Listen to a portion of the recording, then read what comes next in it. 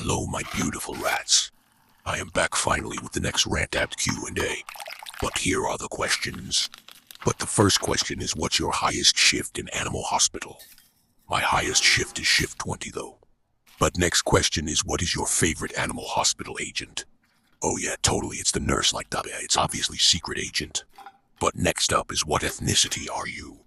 I am American, so yeah. Bye bye. Ask more questions if wanted.